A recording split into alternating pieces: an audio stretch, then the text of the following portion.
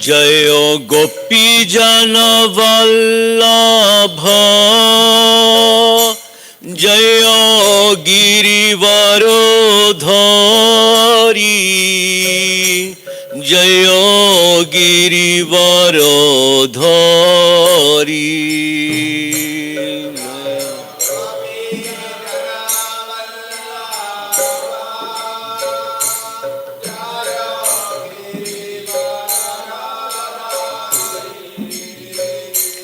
Jaya Girivarodhari Jaya Gopi Jana Vallabha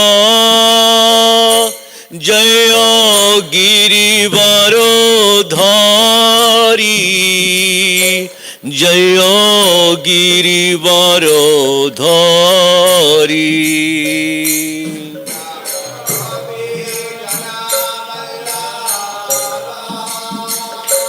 Jaya Girivarodhari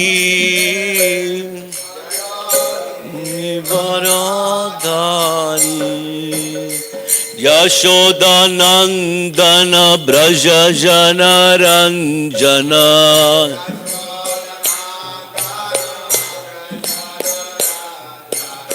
Yashoda Nandana Braja Jana Ranjana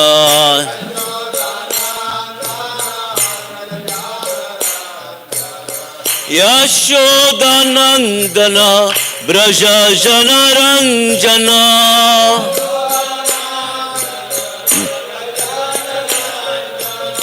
Yamuna Tira Vanachari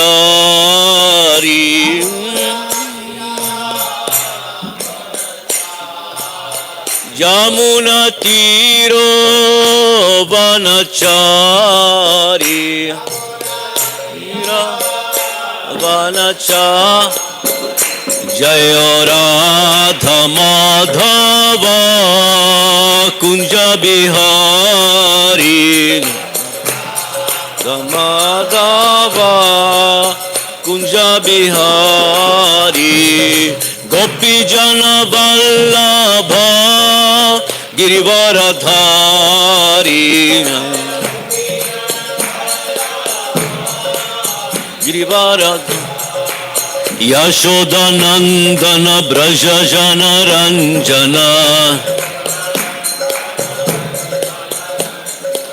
Jamuna Tira Vanachari Tira Vanachari Jamuna Tira Vanachari Tira Vanachari Jaya Radha Madhava Radha Madhava Radhe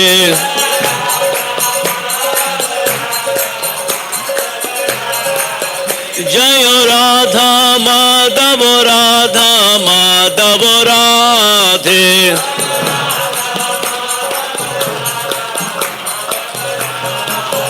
Jaya Radhe Jaya Radhe Jaya Radhe Jaya Sri Radhe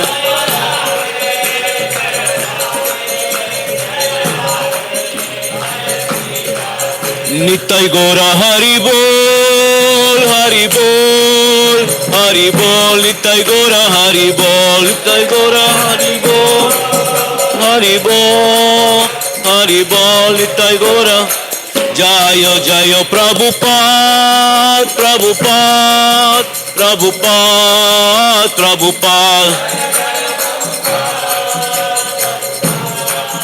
Prabhupada Prabhupada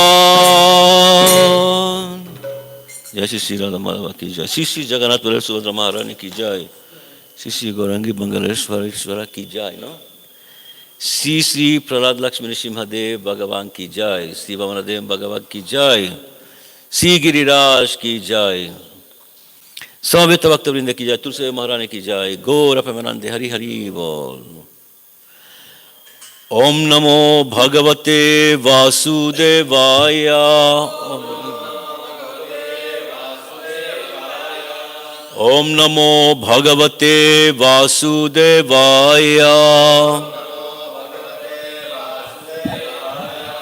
Om Namo Bhagavate Vasudevaya.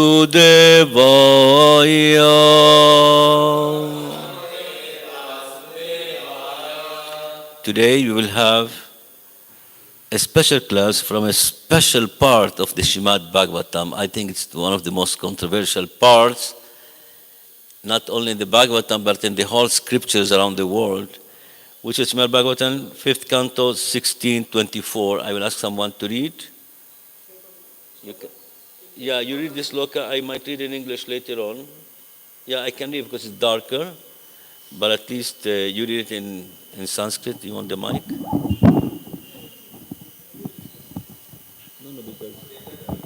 No, you take the mic because for the audience. Evam kumura nirudho ya satavallso nama vatastasya skandebhyo nichinah payo dadi madhugratha gudhar sarva eva kamaduga nadha kumudhagrat patantas tam uttarene lavrtham upayo jayanti. Translation directly. Translation directly. Hey, can you read? I can do the translation. The words are long. I have eye problems, so it's okay. So the translation by His Divine Grace, Srila A.C. Bhaktivedanta Swami Prabhupada, it says, similarly, on Komuda mountain there is a great banyan tree, which is called Satavalsa, because it has 100 main branches. From those branches come many roots, from which many rivers are flowing. These rivers flow down from the top of the mountain to the northern side of Ilavritavarsha for the benefit of those who live there. Because of these flowing rivers, all the people have ample supplies of milk, yogurt, honey, clarified butter, ghee, molasses, food, grains, clothes, bedding, sitting places, and ornaments. All the objects they desire are sufficiently supplied for their prosperity, and therefore they are very happy. Let me see if I can read this. Purport by His Divine Grace, Srila A.C. Bhaktivedanta Swami Prabhupada. I need light, okay. The prosperity of humanity does not depend on a demoniac civilization. This is great. Srila Prabhupada always point out what kind of prosperity they have, because sometimes they have a self-annihilating prosperity that has no culture and no knowledge. Yes, now we are facing many societies in this globalization that people are cultureless, valueless, ethicless.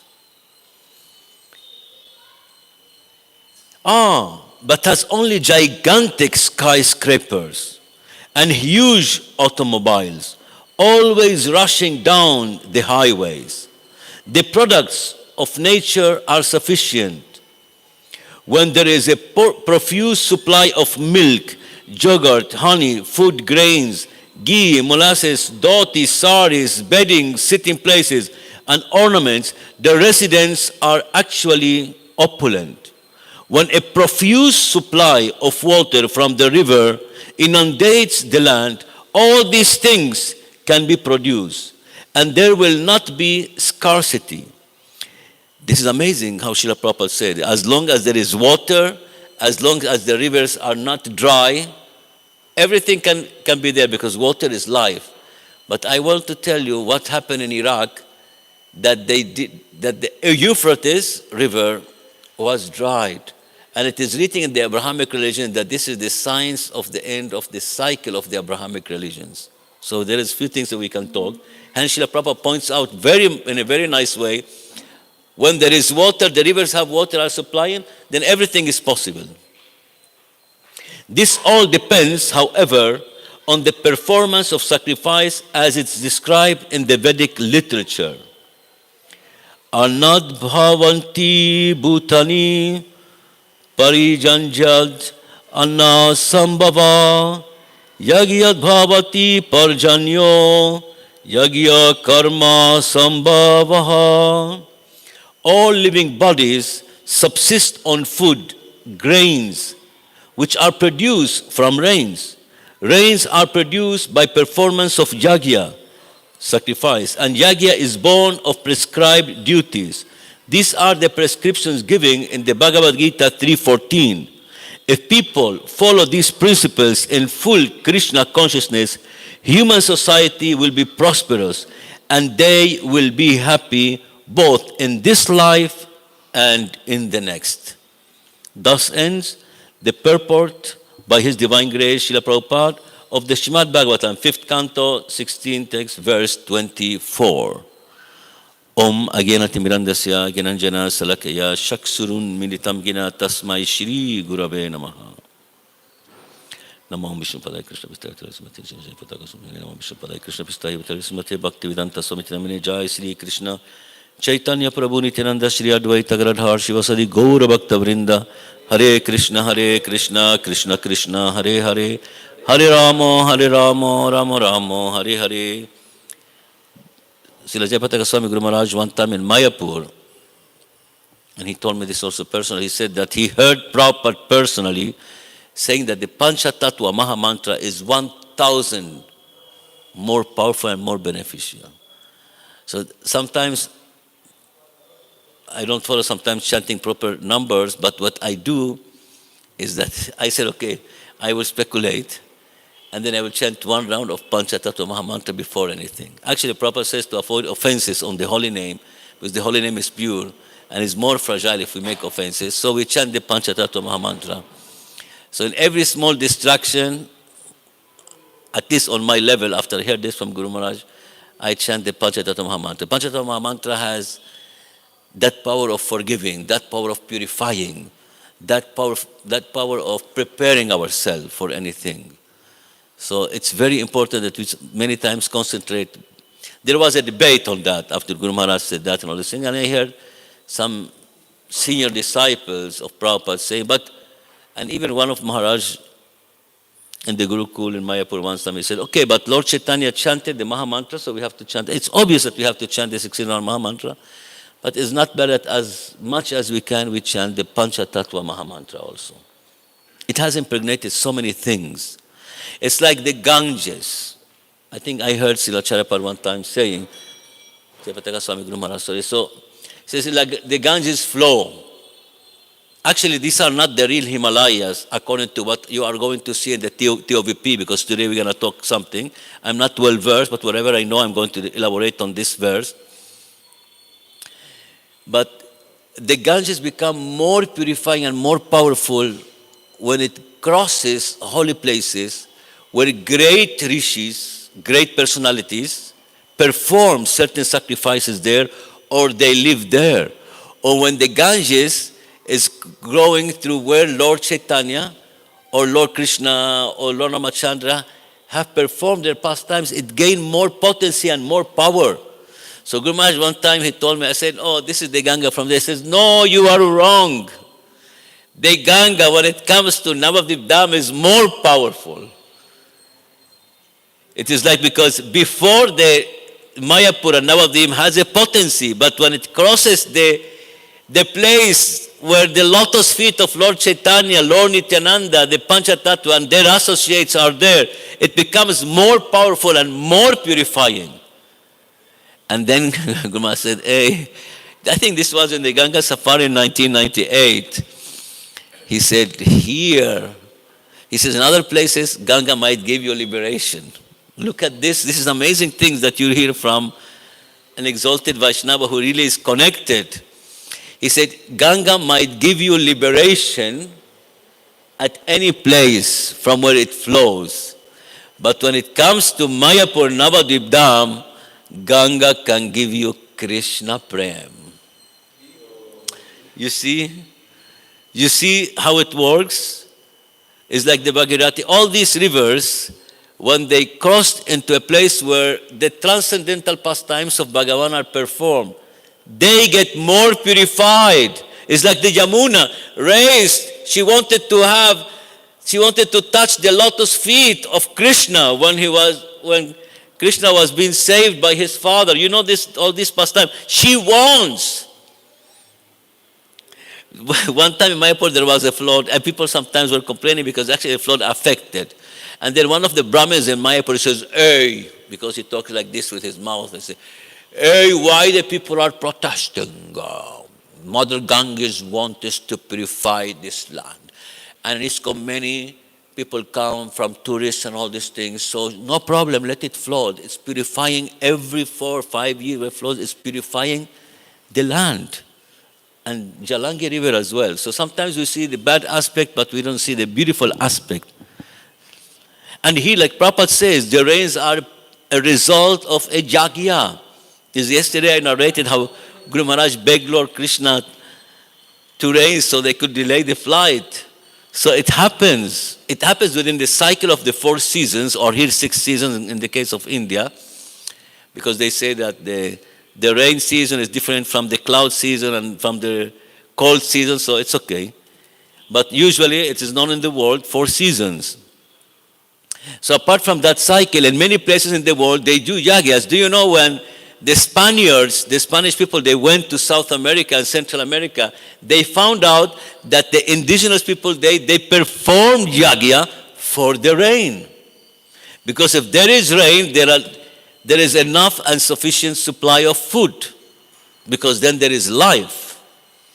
So here Prabhupada is talking about how important is that the rivers have enough water. But now, sorry to say the word, Srila Prabhupada used it, for me, the criminal, demoniac rulers. For example, one time here, I used to respect one politician in India. I will not mention name, nor in the Bhagavatam class. But there is a place nearby here, nearby Karnataka. And that politician said, if those people of X town, they are very much against them and their party, they will try to divert the river from I don't know which state coming and crossing there. So they use the water as a weapon for elections in their hands. I can say this here without any fear, that the government of Turkey did 22 dams, out of which 8 to control the supply of water to Iraq and Syria. And the mythical Euphrates and Tigris rivers which flow in Mesopotamic land of Iraq, one of them was completely dried. And now they heard that from 4 holes, 4 caves, it was under the river, covered with water. Now when it dried, they say 4 demoniac angels, they live there, and they hear their voices screaming. Now, it's like 1 year back, they start seeing all these phenomena. You can all search on Google and get more acquainted. And they say because one of the signs of the end of time, according to the Abrahamic religion, is that these 4 angels start making noises, and when the Euphrates is dried. I was told by one politician, I'm not talking politics, I'm telling you how these demoniac rulers that Prabhupada refers about them, because now the war on water is coming. With all your permission, I would like to say that, but you know, Prabhu might like that I say these things, because the Vice President of America, Kamala Harris, when she was Vice President, the day that she won the elections, the same day they caught her with the mobile phone saying, people used to, I have the video with me, but you can search on Google, on YouTube, people used to fight for oil, but soon they will fight for water. You all listen. She said that, and I will tell you later on why. But, okay, I will tell you one time. So the here Prabhupada is alerting us about the demoniac so advanced countries. They have skyscrapers and super high vehicles running on a high speed on the highways. But that doesn't mean they are advanced societies. And actually, when you go to these countries and you see this advancement, you just go like 200 meters On the other side, you see the slum buildings, the poor people, the malnutrition people, they eat chemicals. What are all these fat food supply chains? They have so many chemicals. Now they found one component is not only cancerogenous, but it has the power and the manipulation of those ingredients. It has the power to oxidize the antennas of the cell. So the cell, let's say the cells of the liver or the cells of the kidney, do not provide the brain with the accurate information of what they are going through because they damage the cell, the antennas of the cell, so the brain does not order the proper cleansing system or re-enhancing system. So that's why our vital organs get damaged and their performance gets spoiled before time. One time I was in Miami, and then I was in downtown Miami, and I went to the 5-star hotel's lobby. I sat down because I was tired. Devotees were doing Sankirtan, distributing books, and they had bands singing Hare Krishna. I went to see the devotees from Coconut Grove, and then I said, okay, I start walking, and then I went to, skyscraper 5 stars hotel, Hare Krishna. And then I sat down there, I started seeing people coming, 70 and 75 years old. They look like 100 years old, flaccid, wrinkles, horrible. Do you know why? You go to see Bill Clinton now. Bill Clinton is not very old. Look at see because he eats on a daily basis almost, they say, McDonald's. What is McDonald's? If it's not because Indian made a big Jai Sri Jagannath Subhadra Maharani ki Jai. If it's not because Indians in America did a demand against the McDonald's and they paid like 20 years back or $70 million fine to the Indian community because even in the French fries there were non-veg products. So this manipulation of elements because they have so much chemicals. They say that the beauty of the bread, the beauty of the pate, and the beauty of the French fries is all based on so many chemicals that they put that doesn't become black, doesn't get spoiled, it's always beautiful. These are a bunch of things that they add, and all these are harmful for the body. So these advanced societies are a slowly mass murderers' tools. Now, for example, they say the Wi-Fi, the 5G affects the cells and produces cancer and decreases the potency, the energy of the people and all these things. So I also saw one program, believe it or not, of replay that they say there will be a time where people don't need the occlusion, the chewing, because they will invent machines that they will give you food only as big pills you just put in your mouth and dissolve, and so they will preach to you, you don't need to use your teeth and this. No. So you just, and then what happens is that genetically, the brain and the mind and the chromosomes and the DNA, they start decodifying that, these humans are not using these muscles because they are just dissolving in their mouth and swallowing. I saw the program like when I was like 16, 17 years old. So we have to be careful in how is that they are advancing us. Now I saw a program, I didn't start the class, I'm just saying these things. I saw a program where in China, the PGP, I don't remember what's the software, you don't have to have money, you don't have to have your phone to buy things. You just put your palm, they have a scanner, they know how much money you have in your bank, who are you, all these things, and discounts whatever it is. So everything's so easy. But what that means, you are encaged in a digital cells, digital jungles. And the biggest building in the world, the 170 kilometers they are doing in Saudi Arabia with 500 meters, which is all closed, the most advanced building, is to lock up 9 million of residents, where from any place to any place they go in 15 minutes. But they say they regulate how many calories you eat per day. So you have a code. Let's say you are like 80 kilograms, okay, they give you 2,500 calories per day. So whenever you go to the supply supermarket, they only will sell you, your card only says, you are a skinny guy, you will take only 1,500. You are that. So everything is just to control. The Twin Tower attack is just to control. Now they are discovering, even Donald Trump says an inside job. So they are discovering all the lies. So this is what Prabhupada says, demoniac societies, so-called advanced societies. So the war on water, they already started. They gave between 4 and Prabhu, I'm giving class. I just wanted if you would like to come. Okay, Haribo.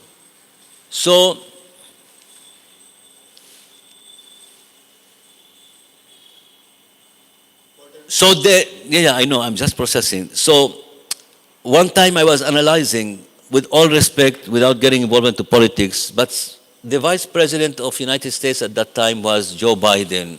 That time was Barack Obama, the leader of the nation. And then he came 7 times as vice president to Sudan to convince the South Sudanese majority Christian people to get separated from the whole country, Sudan. And finally, they threatened the president and the government, and they divided the country into Sudan and South Sudan. But what does it mean, divide the country? Why this person is going? Do you think he cares about these Africans and black people? No. Because this is the foundation pillar of the war on water, which will be the topmost devastating war when people start fighting for water.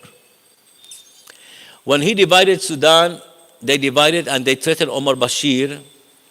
It was to create another nation in between Ethiopia and Sudan.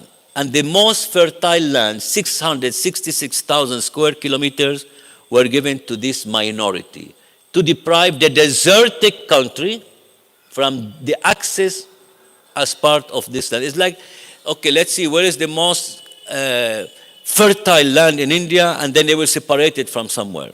You see, like the empires here, the British Empire, they will not leave any nation without leaving a borderland conflict, be it the Kashmir issue, be it the Sikkim issue with China, be it the issue at the part of the Amaranath area, the Kailash area, which I'm totally against that it was given to them. So always the Britons, they made sure that from wherever we leave a possible conflict of a land border. So they always have influence, because Henry Kissinger said, he says, the empires cannot live without conflict. And the American empire needs conflict, because conflicts produce money, make the empires dynamic. They sell weapons, they control, they come, they beg them. It's like the Panama Canal. Panama was part of Colombia when it was liberated by Simon Bolivar in South America. And in order to make the Panama Canal, they divided Panama from Colombia, because it's easy to control a smaller nation. Big nations is not easy to control. So always these are demoniac empires. Prabhupada always said about that. And coming back to the 5th canto, the controversial 5th canto, and here Prabhupada is explaining how impressive and beautiful are these parts in our Bharatvarsh, or the whole land that we live in. The TOVP now, in the meetings, they have certain issues going on. Certain issues, because in the part where they are going to project, according to Bhagvatam, how is the Bharatvarsh? They said that the Western so-called scientific advanced world, they will not accept that the land, Bhuvi Mandala, is like flat. And that they will have in the center Mount Meru, and here is where we live. Here Srila Prabhupada talks about this beautiful place. Srila Prabhupada mentioned how it's such an opulent, Ilavrita Varsh. It has symptoms of the so-called heavenly planets. So here, the TOVP is going to face problems with the modern scientific world, that the earth is fully round, and that those places do not exist, and that beyond the ice wall at the solar pole, at the South Pole in the Antarctica, which 47 people signed. Well, the first time 16 countries, they signed in 1947 that we should not cross that ice wall. Because I have done my investigations, and the so-called aliens, they all come from there, from different. Here, Prabhupada is talking about how these people, they live more life, they live more opulent, they don't get old, they don't live in anxiety, their body does not have perspiration of bad odors and everything, and how this banyan tree, from out of which the rivers flow and supply all the needs of all these people is just describing a super special place, which is here. It is here in our, we call it like Bhumi Mandala. So here, because according to the Bhagvatam, there is no such thing as only planet Earth. And how there are underground cities, it means beneath the earth there are big, huge cities and entities. Some of them are 30 meters high. Some of them are much higher, much more powerful. So now we're going to face a problem when we have the TOVP inaugurated. So they are trying to figure out how to combine between the scientific modern world, not to see that we are archaic and old-fashioned and preaching wrong things. So these things are going on. But Bhagavatam for me, as I said a few days back, no matter which chapter it is, we have to see what in fact Sukadeva Goswami wanted. When we say that the Bhagavatam is the PhD in Vedic knowledge, which by the way, very rarely the Mayavadis read, because the four most famous Indian gurus in the world, in fame they are more famous than Prabhupada, because Prabhupada fame is he's the most famous in those who are more into accepting Sanatan Dharma. But those who are into yoga and natural products and this, they have the four or five famous. None of them, one of the most famous now in the world, he declared openly he never ever read fully the Gita. And I said, what the hell right he has to talk about the Gita if he never ever read fully the Gita? Oh, because he was meditating in the Ganges in Rishikesh or somewhere, and he started laughing and he started feeling realization, and he started putting everything in complications and in speculation. And then one of my friends that I guide in Middle East, he calls me, he tells me uncle because he's very junior. He said, why that guru, the famous from Bangalore guru, why he says that Mahadev never existed on earth? Whereas the other one, he says that 20,000 years back, Mahadev was on earth. I don't want to mention names, because both of them are extremely, extremely famous. They are top in social media. And they have each one of them more than $2-3 billions in the products and the companies they sell. When I was in India like 10 years back, the central government said, we have to see how to tax these people, because as an NGO, they don't pay taxes, but they are making billions of dollars in natural products and centers and everything. And I went to visit them. I know them in person. I sat down with the topmost famous gurus of India and the world. With all. Sri Ravi Shankar, Ramdev Baba, Jagi Vasudev, Sadhguru. With all of them, I have been sitting, like I'm sitting with all of you, with private meetings. But they are not well versed in Shastras. They know some mantras, but they don't know the Gita properly, and they don't know the Bhagavatam. One of them he knows. But they don't know the Bhagavatam, because the Bhagavatam is going to defeat their philosophy. Because I was in one of the most famous class, and his birthday, there were 15,000 people, and out of 15,000 people, he just picked me up.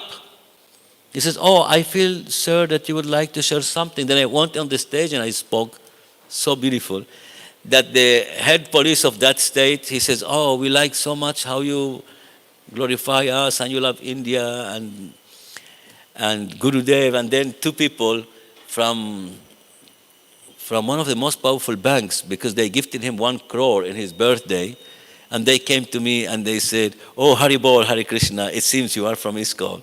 So the way I spoke, and they could capture me and all these things. But then I was happy to participate there. And then his secretary took me like 4 or 5 days everywhere, and they were so happy with me. And they invited me to stay with them and all these things, and they gave me 1 course for free and all these things, 3-4 days. Anyway, but they never read. So what they said, he says, who went to the spiritual world? He said on the Vyasasana. Who went to the spiritual world? Who said that Mahadev exists? But you are worshiping Mahadev, and they are doing for you all the rituals of Mahadev. And you are sitting on the Vyasasana, and you are doing everything. So you take from Mahadev what you like. You take from the Shastras what you like, and what you dislike, you just disauthorize it. You say it doesn't exist. Who came from the spiritual world to tell us that this is a truth? He said that. And his disciples start laughing, accepting him. But Krishna sent me one lady from Holland, one of his followers. And I was sitting under a tree, and then she come asking me questions. This was nearby Bangalore, 12, 15 years ago, I don't know. And then she says, I tell her, what do you think about him? He says, he's not an incarnation of God. I said, what is God for you? Because then it's like, if you have been thinking that he's an incarnation of God, because I questioned his secretary took me to one of the schools that he has. I said, what do you say about your Gurudev? He says he has something special. When he was young, he learned this. I said, all this thing you said does not mean that he's an incarnation of God, not even an incarnation of Mahadev. Let's say, okay, lower category, not Vishnu Tattva, but at least Shiva Tattva. And I questioned him. And I questioned his people in Kathmandu because they invited me to stay with them. And I just asked him a question. And then he says, the leader of his group in Kathmandu, he told me, man, I have to admit that you ISKCON people are very smart. He told me this. They invited me. They have more people than ISKCON. Oh, now they had a Kirtan Mela. Patri Prabhu told me with 4,000 people. Prabhu Vishnu Prabhu was there. But I went to the training center of these people. They have a huge hall, as tall as it's full. And they come. But then when I went and I stayed in his house, because he invited me to a countryside area, he started talking to me and he brought a friend. And his friend loved me more than him. His friend has a resort somewhere in the mountains nearby Kathmandu. And then he started talking to me and he says, wow, you really know Shastras. You really, all you ISKCON people are so smart. We can't say anything. So they are gurus, they are famous. They know how to take the beautiful things that the Western wants to hear, and they know how to market it with beautiful words, beautiful sentences, and put a beautiful thing. It's like you might have a horrible shop inside, but you can decorate the facade and make a beautiful signboard with colors and lighting and everything. But inside the essence is bad. So here is the greatness of our society. Here is where Prabhupada enters as a post-PhD. Do you know any guru in India who has written more than 85 mega books? So the Bhagavad Gita is like 896 or something pages, 900 pages. You just divide how many books can come out of the Gita. The 18,000 slokas from the Bhagvatam, the 18,000 slokas from the Chaitanya Charitamrita, and many books. There is not a single writer who wrote more than Prabhupada. Agatha Christie, she wrote 539 stories. But how much is the story? Small books. Speculation of her, whatever drama she wrote and all these things. But do you know the intelligence that you have to explain verse by verse of something confidential? And here in the 5th canto of the Bhagavatam, Prabhupada tries to transform us thousands of years ahead where humanity is going to reach. The James Webb, the Hubble telescopes are, whatever they are discovering, are nothing compared to what the Bhagavatam is providing us. They are still debating if there are UFOs or not. UFO, unidentified flying object. Those who have read the Bhagavatam since time immemorial, they know that these great machines exist. And even Prabhupada explains that those who are metallic, they come from a lower level. And those who are ethereal, they come from the higher level. And Prabhupada explained about the alien belt, the invisible belt that you cannot cross, that human cannot go. That's why he said the man didn't come to the moon. And now they are facing a problem also, some of them in the TOVP, because do you all know that some of Prabhupada's disciples, when he said that this was a fake moon landing, some of them, they left Prabhupada.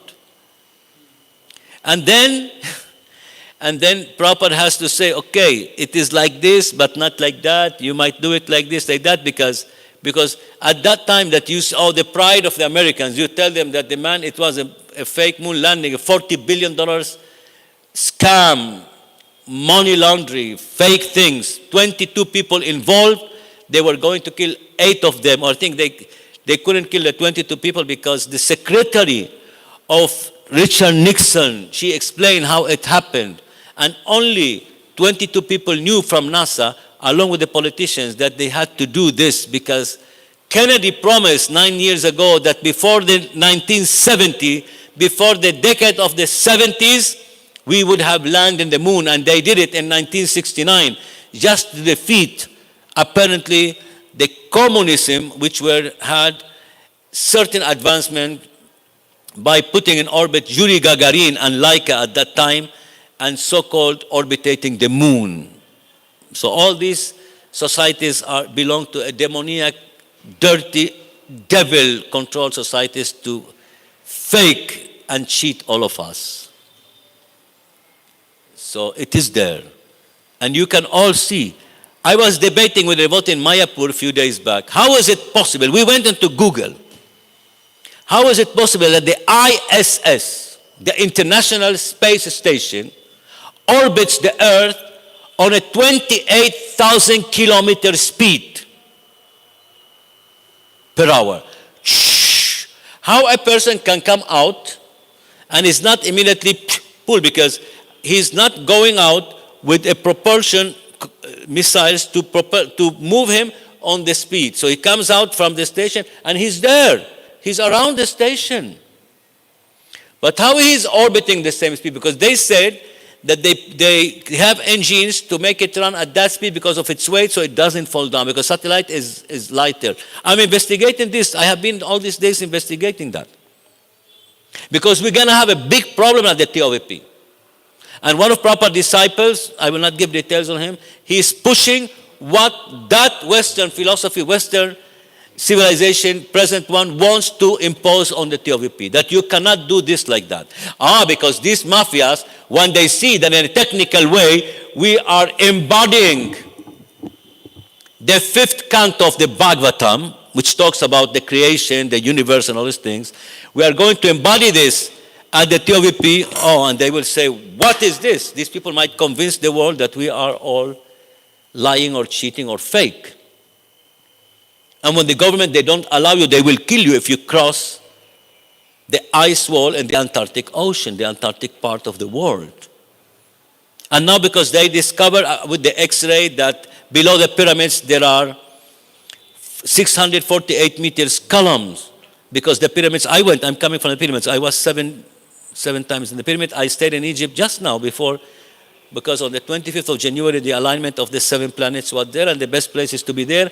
And the first time ever in 5,600 years old that the universal Merkaba and the cosmos was formed, I was there.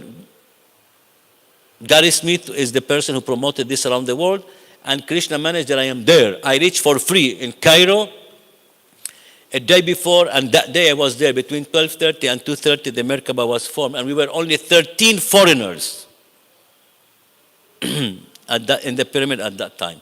So the pyramid are a source of unlimited energy, a connection with they say it's one of the galactic gates to go to the underneath civilizations and to connect with the higher civilizations.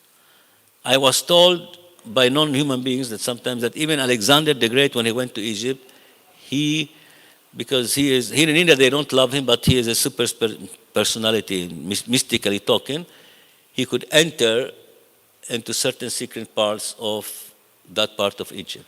As they say, the Americans, when they went to Iraq and they attacked, I went personally there, and one of the descendants of the guides, he said, the Americans kick us out from here, but we know how secret in Babylon, where are the Sumerians and the Anunnakis, the civilization of the Sumerians and the so-called demigod Anunnakis, were there. I went there. I went to the gate, I spent there. And the guy said, the Americans occupied that palace of Saddam, and they kick us out from here, and they used to be here doing things that we don't know. So many people now, you can go on Google and search what is behind the purpose of the American government to invade Iraq, because it was all fake. There were no weapon of massive destruction. But there were secret things. So the world is ruled by these secret societies, and Bhagvatam is going to defeat them. Bhagavatam talks about that. So when we hear and see Prabhupada talking about demoniac rulers, we have to understand that he is warning us and giving us a high state of awareness. They might have infiltrated ISKCON also. Many of them might have infiltrated us and see what we do, what we know, and try to modify, try to adjust, try to amend things. It's very dangerous. And Prabhupada in the subsequent verses, he talks about different parts of this Bhumi Mandala, Bharatvarsh, the Mount Meru, the level of living entities, the gigantic entities. Even in the Quran, they talk at the time of Adam and Eve, people used to be 30 meters high and 6 meters. Sometimes they found certain skeletons, but they hide all these things. And that great personality used to live thousands and thousands of years. I met one Christian, he already died, where he, according to him, that Adam lived for 3 millions of years. But in the Bible it says 1,000 something, but because he connects with other entities, non-personified, non-corporated entities, they told him this. He told me I went to his house because they wanted me to meet him. And when I go to see these people, I don't open my mouth. I don't say anything. I just want to hear, listen. If there is anything, I will elaborate. Because I don't put our philosophy in any state of debate. I don't debate. We are not interested to sit down and debate. Sometimes it's time wasted. The people are not ready, then we just leave them like this. So one time one guy asked me, can you prove God exists? And so I asked him, who are you? What do you do? I said, no, I'm not going to waste my time and energy. It's already done billions of times before. You see, to understand God, I like Prabhupada talks in a simple way, but you just wait and analyze him. He catches things. He says, for example, if God is not to be captured and seen and known by laboratory instruments. You see, no moment those who spoke about God, they said that he is to be seen and perceived in a material, physical way. So what the hell for? You are demanding from me to prove scientifically with material object the existence of God. Why? It's very funny. Now they discover, I was in the pyramid, now they discover the pyramids are not 6,000 years old. I like one Egyptian who went on TV. And he said, why our ancestors and our government, they kept on lying to us that the pyramids are tombs. If not a single mummy of a pharaoh was found there. And that all the pharaoh's mummies, the 60 tombs are in the Valley of the Kings and the Valley of the Queens, which is 1 hour flight, a flight from there, which I went to Luxor, the Valley of the Kings and the Valley of the Queens, and Aswan. And what the hell for? A person who was ruling 1,500 kilometers, it means 1,500 kilometers away, his tomb has to be brought to Cairo. Now they discovered that the pyramids are 14,000 years. There are evidences. And it's funny what they say, oh, that culture is only 8,000 or 9,000 years. But then you read, there is a painting in a cave in Philippines that the scientific world gives it 30,000 years. So why you say that the oldest civilization is 11,000 years? In my parents' country, there are evidences of 11,000 years in Byblos. And now in the Gaza Strip, which was in war, there is a place which is nearby, which is 8,000 years. And then now they discovered that the Gobi Kapik at Gaziantep and the border between Syria and Iraq, there is the oldest temple in the world, 11,500 years temple. So you kept on for years saying that the oldest thing is 8,000 years. Now you accept 11,500 years. And now the scientific world accepts that the pyramids are 14,000 years old. You get my point? And they don't want to accept the Dwaraka. They are still arguing. Oh, the underwater city with palaces. Now they are impressed. And in China, they are discovering things. And not far time back, in Indonesian jungles, they also found pyramids of stupas. Super beautiful place. I wish to visit. Very well preserved. And then they will discover soon that one of the oldest civilization, which is Lord Ramachandra's civilization, how many things are there in Sri Lanka? How many things are in South India? They are gradually accepting that that bridge of Rameshwaram bridge is something beyond human comprehension in what time was made. But there is always a bureau in the world controlling which in the social media rejects things or accept that, or if you say some truth, he will reject it. They will try to figure out how to reject it, or they block your account. So this is one of the most important books on earth. I remember His Holiness Gopal Krishna Goswami. The first time I came to India, he was the first guru I met at Delhi Temple. And it happened that His Holiness gave a lecture the day after. But I was funny in my question. Because through Krishna consciousness, we understood who is Lord Ganesh, Lord Shiva, Parvati Devi, Durga Devi, Mai, all these things, and who is Krishna and who is Brahma. So then when I came to India, for them that Ganesh is equal to Krishna, and that Mahadev is the absolute Lord, and all these things. Then I stood up in the class and I told Gopal Krishna Maharaj, and he really loved me so much, he really took care of me. And then I said, Maharaj, why Indians are crazy? I remember I asked him this. I was so funny in my question. I was not like Shastrik, I was a young person. I said, Maharaj, why Indians are crazy? Why they have this, but Prabhupada taught us this and that. He said, you are right. Actually, I really like his reply. He said, we have to preach to Indians more than to foreigners about Krishna consciousness. He said, we have to preach here more. Actually, the success of ISKCON is Prabhupada said that his Guru Maharaj told him, the super brilliant Bhaktisiddhanta Saraswati Thakur Prabhupada, Guru Maharaj says, in order to make differences, you say Prabhupada Sri, Srila Bhaktisiddhanta Saraswati Thakur, Goswami Maharaj. He told him that you go to the West because there will be a time where whatever the Americans do here, they will follow them and imitate them. And this is one of the success of Prabhupada, that he brought white elephants. And people understand because here in India, in fact, here they're real preaching. How is it possible that my friends, they start blaming me and blaming, oh, you go to India. Do you know they are rat worshippers? Because there is a place, one sect somewhere in India, they have a rat temples. And then what they do with the social media, they promote this with criticizing it. I heard two people from Italy in Caracas, the devotees wearing Harinam, but because I don't go with devotional outfits sometimes outside, I was sitting like standing on the back and all these things, and two Italian saints came and say, oh, these are crazy people. They even make medicines with cow dung. You just imagine they are taking cow dung as medicine. I saw one guy taking urine, cow urine. So after 20 years, the FDA approved that the cow urine has one of the best good effects on liver cancer. You get the point? So it's actually, here we need more preaching.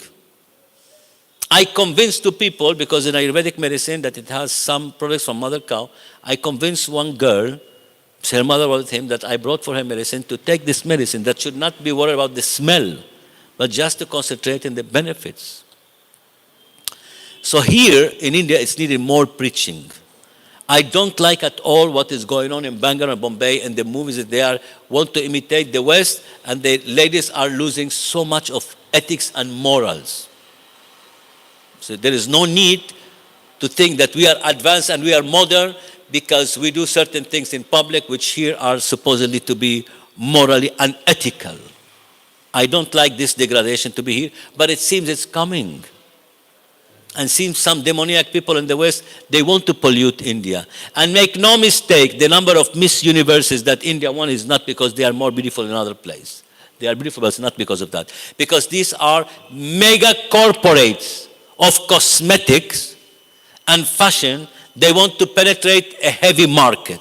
So India has a lot of restrictions for importing products and these things. So what they do, we bring this lady, we give her Miss World and Miss Universe, and through her automatically we promote our products. And we enter into this 1.4 now billion people country. So they know how to do the things. Because I'm from Venezuela, I was teacher for 6 years in the academies, and I know how things work. All is business. It's not that the Miss Universe is not that she's the most beautiful. She has to have certain super high standard, but doesn't mean you go and see. Usually, not the man, not the woman wins the best, the top title. So they see, oh, he's good in charisma. He can be produce for me money on social media, on TV, on movie. Okay, and the clothes fits very well. Then it's okay, because otherwise I'm going to use him. I'm not going to elect him and put him to sleep at home. I'm going to take advantage of him. Ronaldo has $1 billion fortune. He has 1 billion followers on social media. They don't pay him just because of his physical skills. They pay him because if he put a picture of that country today, 1 billion of people will see it and talk about it. So they pay him $450,000 for each post. Neymar, they pay him $450,000. And they criticize Saudi Arabia, why you do that? Because I was involved. Because I'm a PR of a club as an NGO. And they're just waiting for me to be there on 25th. And then how it works? Because he brings us more money. If I make Ronaldo to promote this phone, then if you promote it, 10 people will know. But if Ronaldo says this is the best phone, 1 billion of people will know in less than 24 hours. The first day he got 50 million followers on YouTube. They're breaking the record, 3 records on the same day. So why you think he's so famous and gets money? The biggest and most famous Arabic poet in Egypt, he said, look at the degradation of the society where a man who hits the ball with his feet, and he's talking in a degradative way, he has more money than all the cultural people, the intellectual community of my country together combined.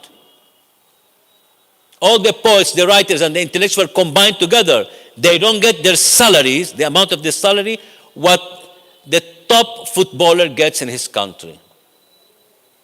$220 million per year. You just imagine. You go to the contracts of the FIFA. Why? Because they take advantage of them, because also they brainwash the people's societies.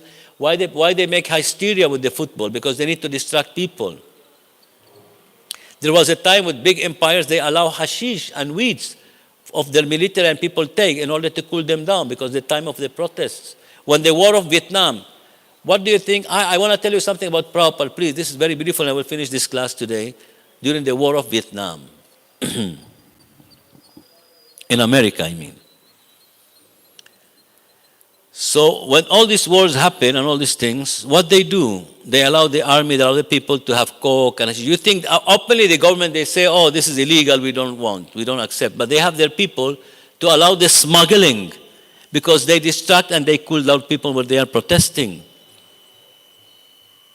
I heard from one sannyas in Miami in 1993. He said, I can't confirm, I don't want to give his name, unless it's private, not on YouTube recording.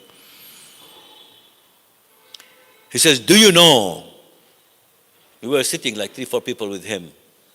He says, do you know that the CIA recommended the government in 1981 that they should import 500 gurus from India? Look at this. He said that they should import 500 gurus from India. And Maharaj explains in the document, they said because in the 60s and in the 50s, during the uprising against the Vietnam War and in the 70s, the whole community became hippie and uncontrolled. And suddenly comes the Beatles and the famous Elvis Presley, and these things come out and all these things, and they help in this massive protest, and Bob Marley and all these people became very famous because that was a transitional period. And then what happens is that they found that Baba Muktananda, Maharishi Maheshi Yogi, Osho, and Bhaktivedanta Swami Prabhupada, they could convert people and good citizens. They convinced them to give up drugs, and they convinced them to give up violence. So the CIA always studies, they have 40,000, the Pentagon, nowadays the Pentagon America has 40,000 psychologists and psychiatrists. Let's say they want to invade a country or control a country. They contract people who are expert, PhD in psychology and psychiatry, and they go and they smuggle people and they put their spies and they make live to understand how they think, what they eat, what they like, why they dislike, where is their weak point, where is their strong point. The Nizam of Hyderabad, how he was destroyed? By sending him women. They knew his weak point was women and pearls.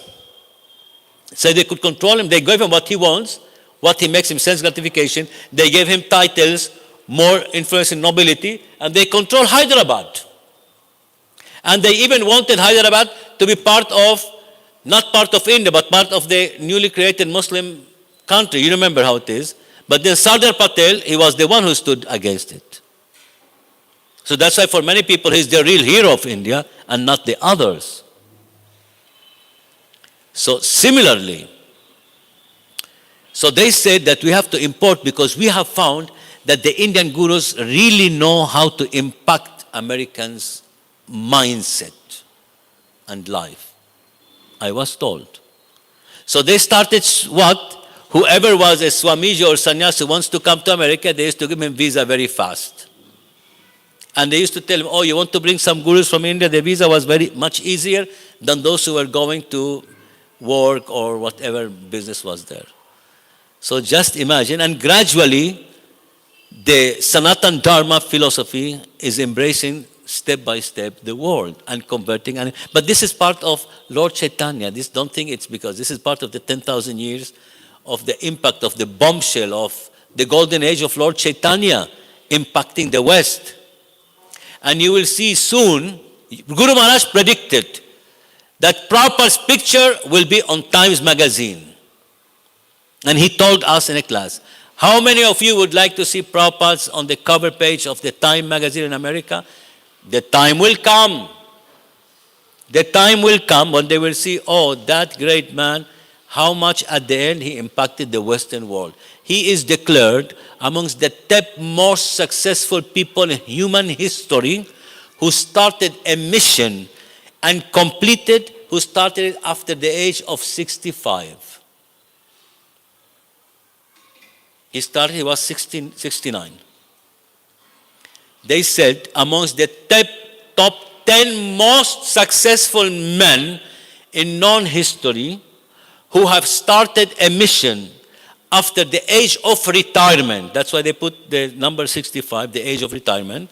So when everyone's supposed to be retired and sitting and enjoying the age of retirement, this gentleman, he did the work, the marathonic work of 20 years old people. Traveling, going, writing, not sleeping, the austerity of not finding vegetarian food sometimes and has to cook or maybe sleep without eating, all the austerities that Prabhupada had in the Jaladuta or in New York, we don't know. Mukunda Maharaj, I think, was Mukunda Maharaj that he said that Prabhupada had to stay at his house with his wife? Oh, I don't know who was there and they were so austere. Who was Mukunda Maharaj?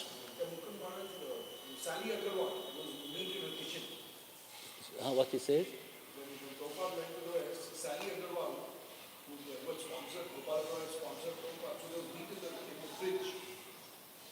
There was? Yeah. This is austerity for Prabhupada. This is not easy. You just imagine the vibration and the body of Prabhupada, the sensor of Prabhupada seeing this kind of food where he is not supposed, but it's an austerity that he did for all of us, for humankind. And when he did it, not when he was 20 and 18 and 25 and 30 and 40. He did it after 70 years old.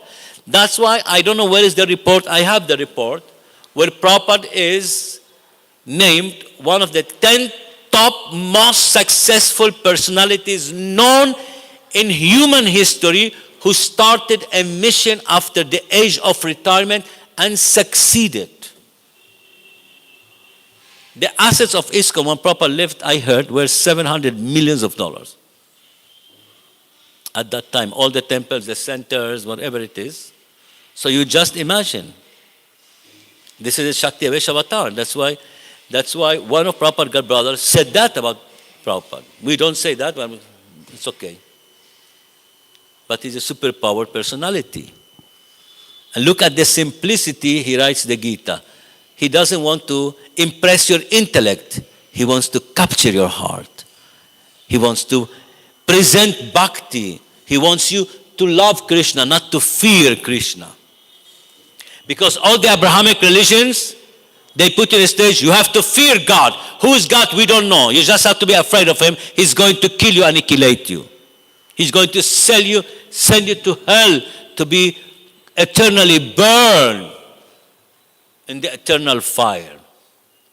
So I asked one guy in Egypt, not now, like 25 years back, I said, do you love God? He says, oh, yes. I said, are you afraid of God? He says, yes. Okay, do you love him more or you are afraid of more? Oh, I love him and I fear him. But no. You please be sincere. He was a neighbor of my friend where I stayed. I was singing and he liked my voice and he knocked the door. He wants to know who was that. Then we became friends. And then I asked him, listen, crazy guy. Do you love God or you fear God? Then he had a contradictory statement. And then he says, he says in Arabic, Ahabbu bardu akhaf. I love him, but I fear him.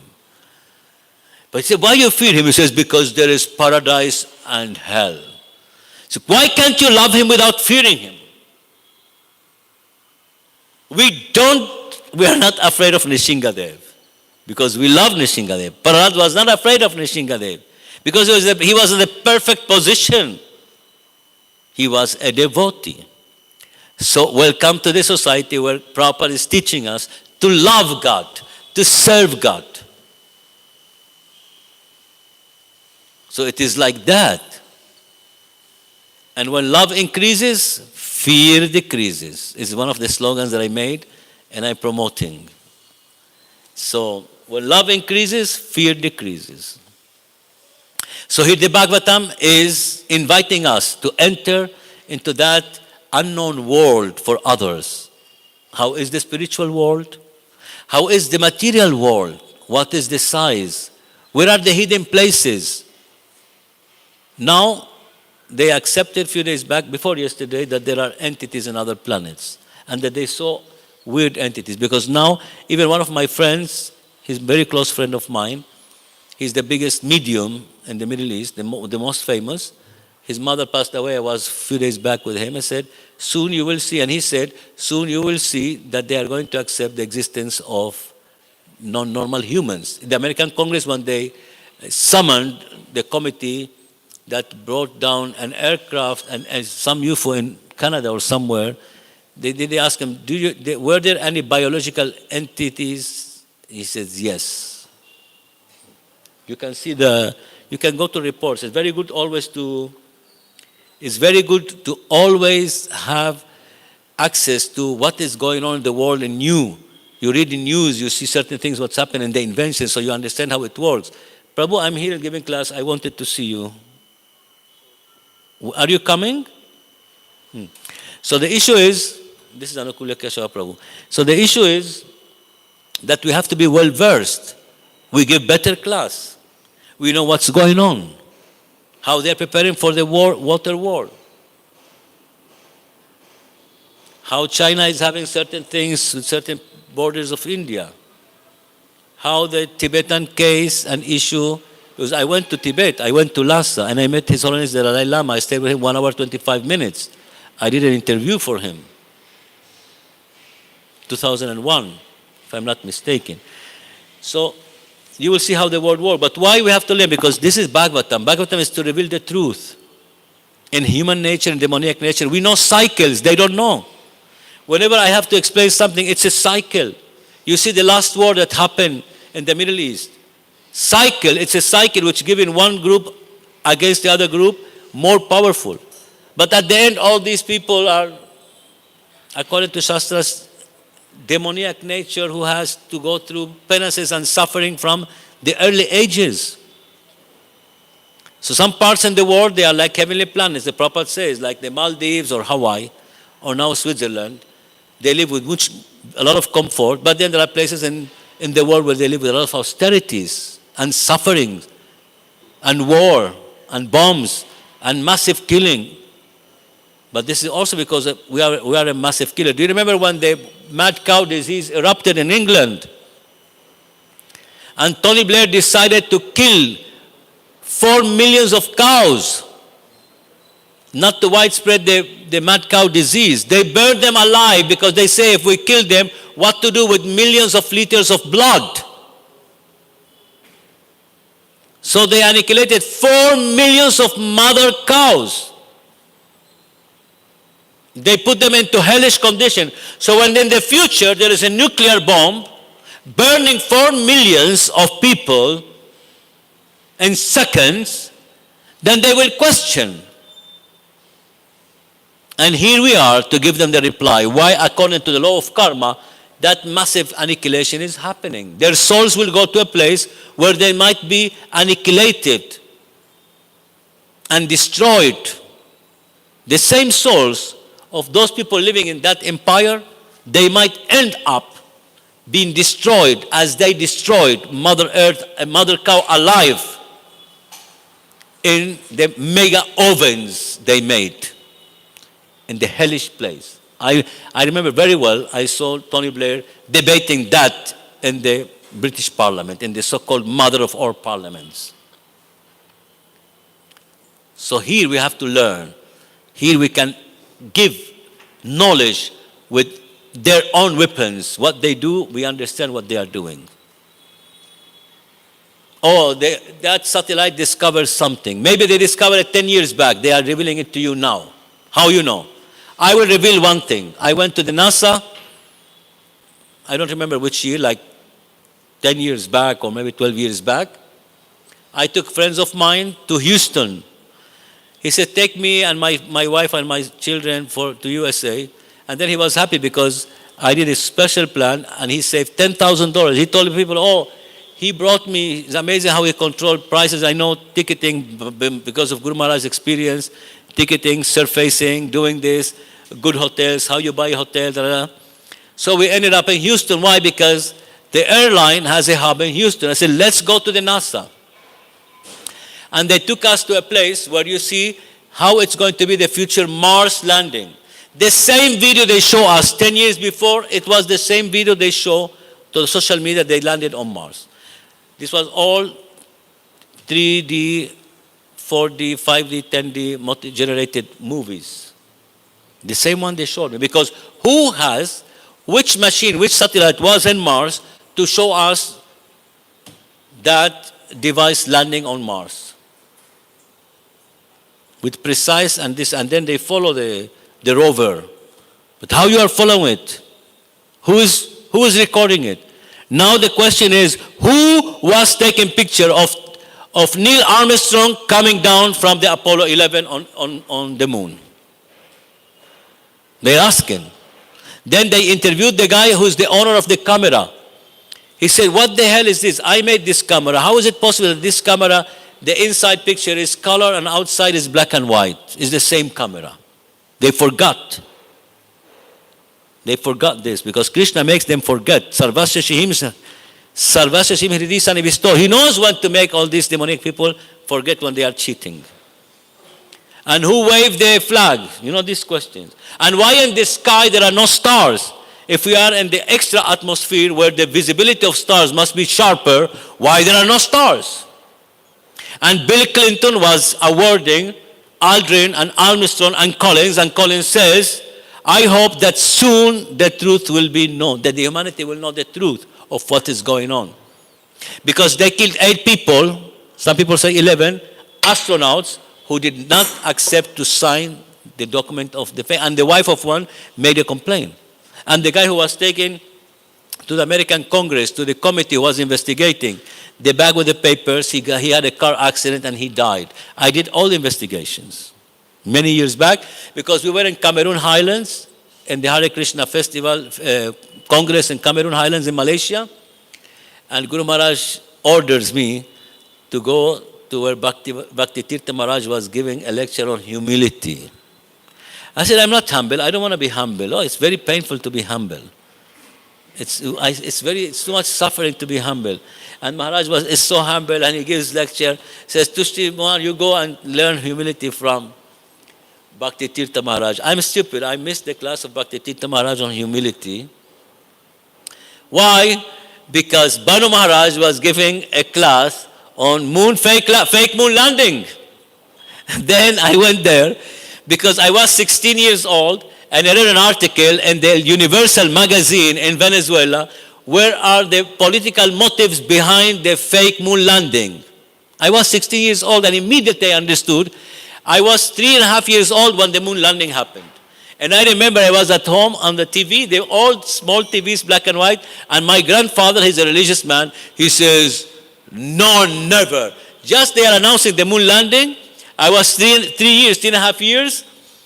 No, not even 3.5 years. And I remember I was in the kitchen. I was a young guy. He says, oh, moon landing, it was some boom in the whole world. The whole world was taken by this news. And the Americans were the most respected and admired people in the world. If you see an American, oh, these people went to the moon. The guy has nothing to do, but oh, these people went to the moon. No? And my grandfather said immediately, instantly, he used a word which means impossible. No way they can land on the moon. Because according to the Druze faith, the moon is a light planet, full of light. So one of the scientists, he discovered that the moon is from a plasma matter. And that's why when you see the moon, the plasma matter refracts the form of the earth on the moon. It's like a mirror, not like a refraction. People will know what the Bhagavatam says after some time. Yeah, Prabhupada immediately. So what happened? You were here when I said that some of Prabhupada's disciples, they left him. They lost faith. They are the losers. Now let these people, I don't want to say either because they are senior God brothers, God uncles to us, let them now see how the scientific world is proving that was a moon fake landing. And the Area 51 and the Arizona desert and all these places. You will see. Now they discover that in Yemen and Saudi Arabia, there is an exactly land equal to the one of the Mars landing atmosphere. And the deserts there. Some place in Yemen and in Saudi Arabia, they have the same rocky area and everything. The same color of the sand is like Mars. So they went there and they say, oh, we are in Mars. I went there. I saw in the NASA this small capsule. You can go. They show you underwater in a tank of water, a huge tank of water, a small capsule. How people will fit there 6 months. They say 6 months to reach the moon. A small capsule. Okay, I want to ask you. The water supply, from where you get water for 6 months? Suppose people don't eat. Because here, spirulina, in Bangalore, there was a company called Sunova Spirulina.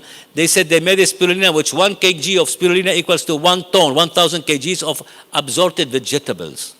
So they take spirulina and compact food. And what they do with their excrement, let's say. And what they do, the water supply. You need huge things.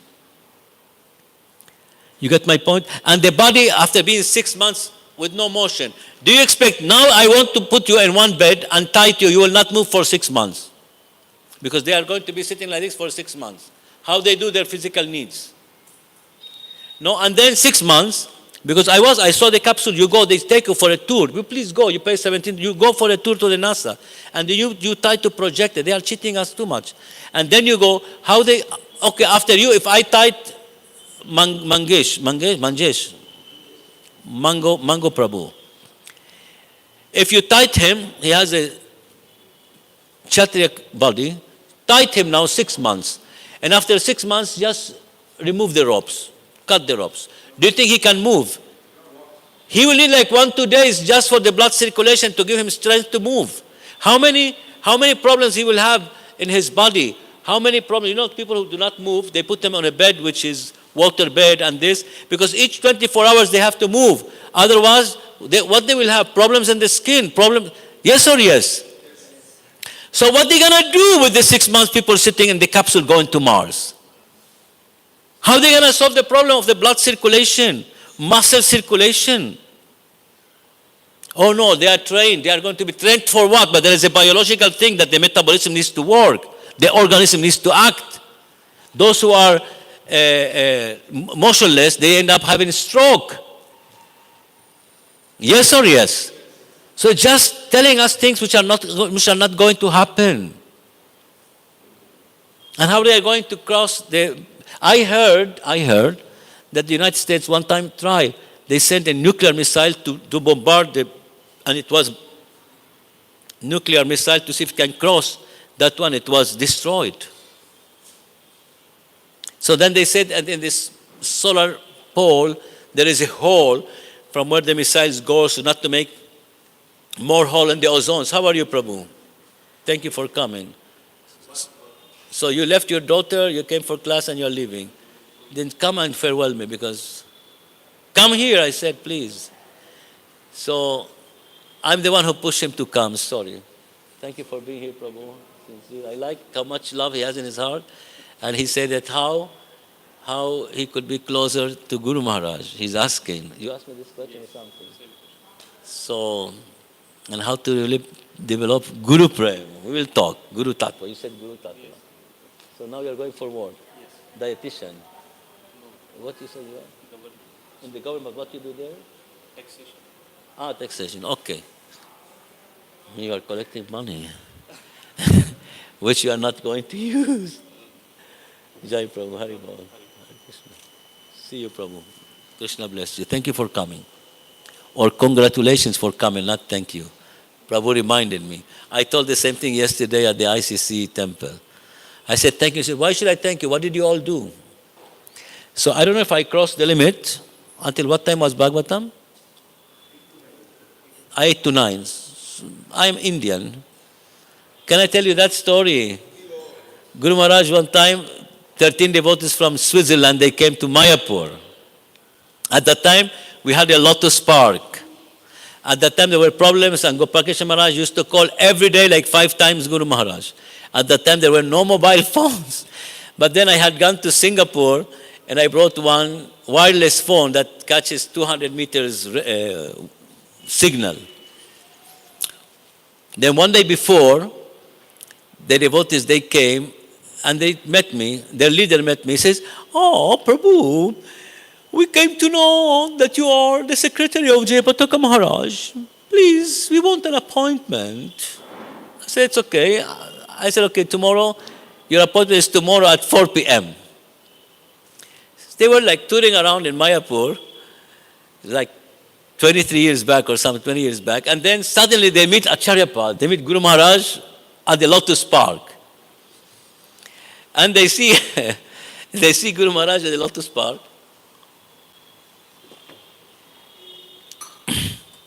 They stop him. Oh, Maharaj, ta, ta, ta, ta. They see always Guru Maharaj has people around him. See, Maharaj, you know, we met your secretary, Mr. Tusti Mohan, and he gave us appointment at 4 p.m. Maharaj, please, 4 p.m. It's 4 p.m. Maharaj, we are Swiss, understand? 4 p.m., 4 p.m. Guru Maharaj says, oh really, you are Swiss? I'm sorry, I'm Indian.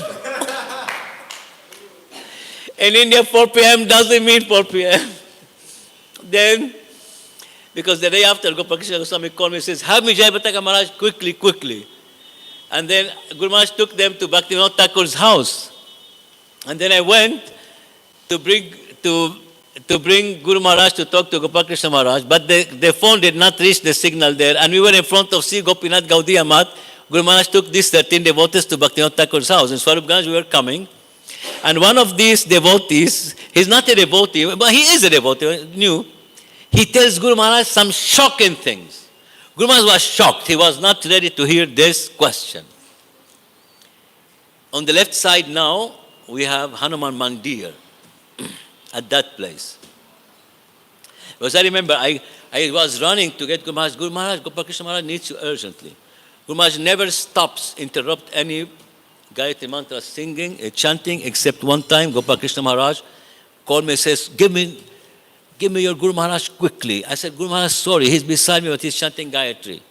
Guru Maharaj says, Gopal Maharaj, he said, Gopal Maharaj, something urgent, boom, he stopped the guy. Because he's preaching, something urgent happened and all these things. When the point is that the guy tells Guru Maharaj, he says, Maharaj, but the other guy, not the leader, the other guy, he says, I used to chant Hare Krishna, now I'm not chanting. Before I like, now I don't like. Why? He paused and he says, why? Like a crying baby, no? Before it was beautiful, now I don't like. Guru Maharaj was not ready. It's like one lady told him, you are the boss of Mayapur. Guru Maharaj says, I am a servant in the house of Madhava. I am not a boss. Don't call me boss. But then Guru Maharaj didn't like it. He didn't like that statement of that Mataji. She had a problem with the mic. And he didn't like Guru Maharaj. He really changed his face, his expression, his happiness, all were like blocked by that statement. And Guru Maharaj, he touched his face, I don't know, with this hand, he make like this. Guru Maharaj make like this, and he make like this to hear him, and I was standing here. And he says, you be careful. Lord Nityananda is the most merciful, but he become the most merciless if you offend Vaishnavas. I am sure this is because you are somewhere committing Vaishnava parad. So Lord Nityananda takes away from you the taste and the nectar of chanting the Mahamantra. This is equal to the worst death, because you can die by a gun bullet, gunshot, you die by car accident, you might die poisoned, you might die by heart attack, by cancer, whatever it is, God forbid. But this is a physical death. But if Lord Nityananda takes away from you the power and the taste to chant Mahamantra, it's equal to almost spiritual death. You keep on drowning here life after life. Because as I said yesterday, the Mahamantra is the password for the spiritual world. It's the access. So he takes away from you the access or the key. So I like that example and that reply that Guru Maharaj gave at that time. Srila Prabhupada ki. Hope you were happy with the class and that we every day become more intelligent, more aware, more connected with Prabhupada, with the deities. We understand Nishingadev. One time, devotees from the Middle East, from the Druze faith, came to Mayapur. And then there was a time we have to take them to the temple. And because I know what position they have, they are anti-idol worship, they call it, or Archana Vigraha. And then what to do? I had to do some preparation for them to see what they are going to see in the temple, because do you know it's hard in the Abrahamic religion that you preach that God has form. And it happened that the marble is black. And those who have discrimination, they will not accept that God is a dark skin. You know, so many things come to my mind. The same thing happened to me when I was a delegate at the United Religious Interfaith, which happens in Mayapur. People from the world over, they come and they see, oh, it's God. And God has a lion and this horrendous form. So they will not take it. And the deputy chairman of the United Religious Interfaith, he rejected my intervention, and then but one lady told him, if he doesn't say what he said, we were all confused. Because I was not supposed to talk at that moment, I was to talk and say, but then I felt, Krishna told me, you have to preach about me. And everyone was happy that I spoke publicly. For Mayapur, nobody speaks. But then people came from Middle East. Maybe they were 13 or 12. And they were going to inside the temple to see God with ladies and girls. This is a shock for them. Okay, you are going to see a form of God. Let's say Lord Jesus. Like the Christians have Lord Jesus. But you don't see him with 8, 9 girls. With a wife. Or with a consort. It doesn't fit in their mind. They are not ready. The software they have is incompatible with these things. You know in what situation I was. It's not easy. One of my god brothers, sorry, I don't want to offend him, but he was idiot in Venezuela, because also one couple of people from the Abrahamic religion, he came to the temple, he started talking about the demigod of the thunder, and that one, and that one, and that one, and this is Krishna and that. The guy ran away. I told him, Prabhu, you are an anti-preacher, you are an idiot, you don't know what is intelligence. Intelligence is not that you know when to talk, what to talk, to whom you talk. This is wisdom. It's like a guy says, tomato belongs to the fruit family, but you will be idiot if you make a fruit salad and you put tomato. So wisdom is that you know tomato is a fruit, but you don't put it in the fruit salad. So some devotees are intelligent, but they are not wise. So and I had to prepare their minds. What is that they are going to see in Rishingadev? I had to tell them the story of Prahlad Maharaj in his previous life, that the Lord will take the form of, not to fulfill the curse of Lord Brahma, that he has to take this form and everything, and that if you are a simple entity, you can take a physical body, why a Lord cannot take a physical body in this form?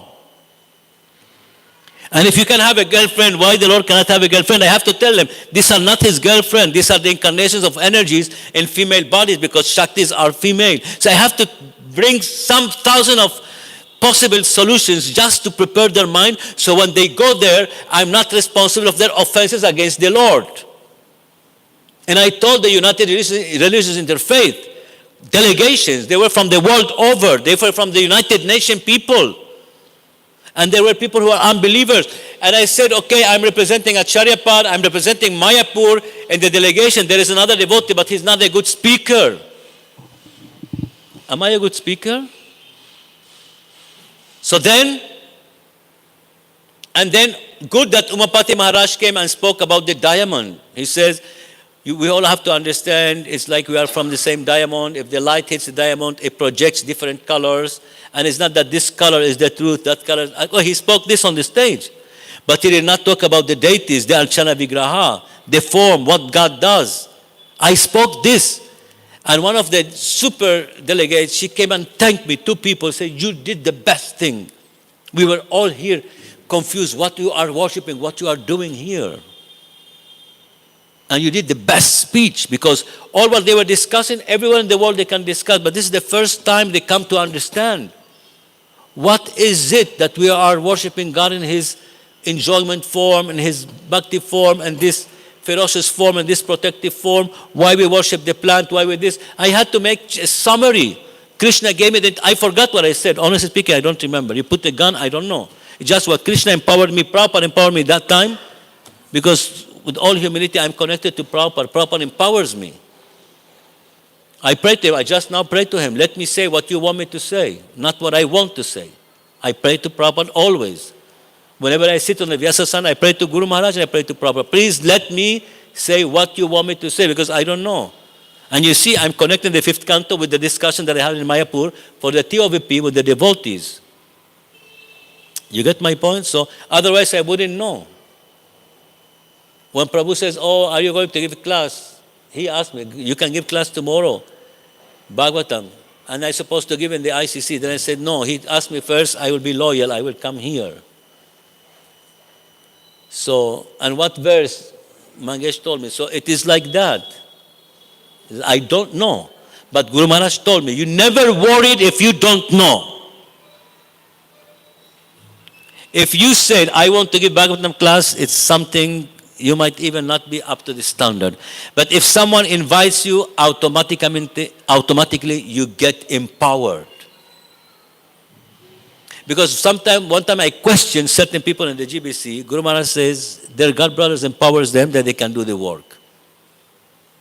If you are appointed as a guru, you might not be on Guru Tattva, but if your guru empowers you, then gradually you get that knowledge, that nature, that capacity, because he's empowering you. So that's why we are not in the Ritvik understand, because even Prabhupada, in the 9th of July letter, he tells one devotee, you go to Jayapataka. He's empowering Jayapataka to initiate. You get my point? So he's not Ritvik. Prabhupada never supported the Ritvik philosophy. Ritvik, as long as he's alive, if he physically cannot do it, on his behalf you can do. But that doesn't mean that you create a new system in the Vaishnava Sampradaya that does not exist.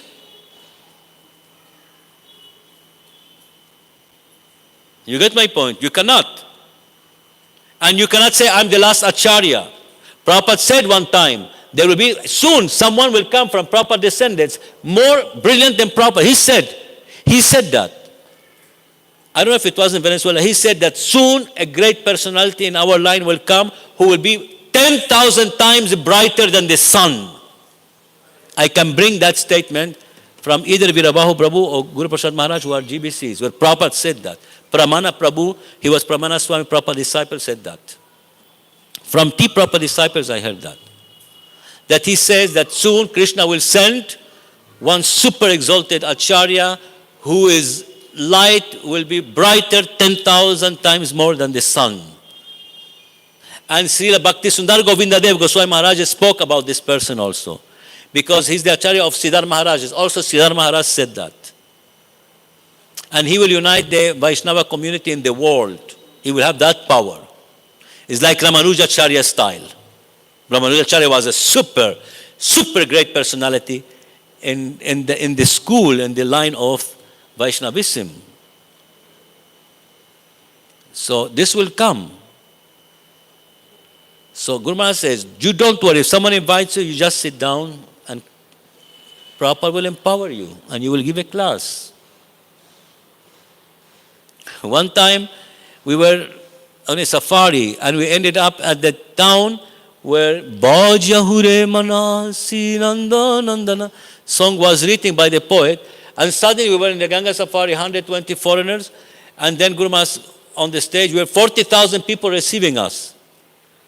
And they say now each foreigner comes and say his name and from where he is. But there is something different. As usual, the naughty son. Then I stood on the stage and I found one devotee whom I know from Namahata started singing the Bhajahure Mana. I went to the stage, I didn't say, oh, I am Tusti Mohan, Krishna Das, I'm from this, from that, I'm the no. I grabbed the mic, I said, Prabhu, please, I'm connected. That song means a lot for me. I fell in love with that song. And they were happy, the devotee. He's very happy. He was very happy that he gave me the mic because a white elephant was going to sing. And you know, the crowd start clapping, like a star. I start singing. And what happens, Gauranga Prem Swami, he was Gauranga Prem Prabhu, was on my back here, Padmanetra, Gauranga, they were there. I'm talking 98, so it's 26 years, 27 years back. And then I start singing Bhajahure Mana in a professional way with good breathing. Krishna empowers me, and the tune and the melody, and I did not know I was singing in a Bengali accent. I didn't know. Why? Because I was trying to approximate my pronunciation to that singer. And when I finished, people clapping, this is like, I don't know. Who are the famous singers? I don't know who's famous singer. I know actors, but not singers. Then start clapping, like whatever. And then Gauranga Prem Maharaj stood up and says, Tusti Mohan, I am sure you are from this town. You were in some life, you were here in this town. The way you pronounced, the way you sang. But at that time, there were no phones to record you and all these things. Then Guru Maharaj says, the best thing you did is that you don't talk, you always sing. You don't talk. Don't even announce yourself. So one time, each one has to talk. He said, no, Tusti Maharaj, you don't talk. You will not stop talking or whatever, you just sing. So whatever it is. One time he gave me a service. We were 3-4 buses in a tour and safaris or parikram. He said, you go to that bus and you put the people to sing. They are sleepy. And then he comes to that bus. He sings with us, and then he goes and he starts laughing. And Guru Maharaj is giving like enthusiasm to the devotees because we are going from, in the Gaur Mandala Parikram things, we go to certain places. And then he divides himself in different buses. So wherever he sees that the bus is a sleepy bus, he says, Tusti Mahan, you go there. Put them kirtan, whatever it is. So it's like that. Too much mercy, no? One time he chastised me, but then he said, don't speculate. Can I tell one story about me, Tusti Kata? Do you agree? The connection with Krishna. So I used to read the stories of Gaur Garadhar, and I fall in love without seeing the deities. When I was in Venezuela, I read the story of Gaur Garadhar and how the love of the brother of Garadhar Pandit was so intense that he could not bear the separation of his brother and the Lord from his house. And he started lamenting and manifesting Mahababa. Not on the level of Radharani, but anyway, Radharani was his brother. Radharani was his brother in the most confidential form of Radharani. Guru Maharaj gives an amazing class on Gadadhar Pandit. So Gadadhar Pandit was his brother. So he might experience super high level of love that we normal humans, we cannot experience. We pretend, but we are just cheating ourselves. Then that's very beautiful that Lord Chaitanya asked him to make the deities, and he installed himself, Lord Chaitanya, there, and Gadadhar Pandit, no need anything, he was there. So I fall in love with that deities, and during that safari, we ended up at Champahati Mandir. What is this? For me, it was something, wow, one of the most touching days in my whole existence. And I had so much love for the deities. When I saw them, I said, why Krishna, you are inside. Gaurangadev, you are there. Gadadhar Pandit, you are there. And I just looking at the deities like this, and all the devotees busy with other things. And I was just like a baby looking at the deities. I'm not lying. Here is Jagannath, here is Nishingadev. And the deities told me, you will stay here tonight with us. The deities told me. This crazy guy, now I'm going to cry maybe. The deities told me, you will stay here tonight.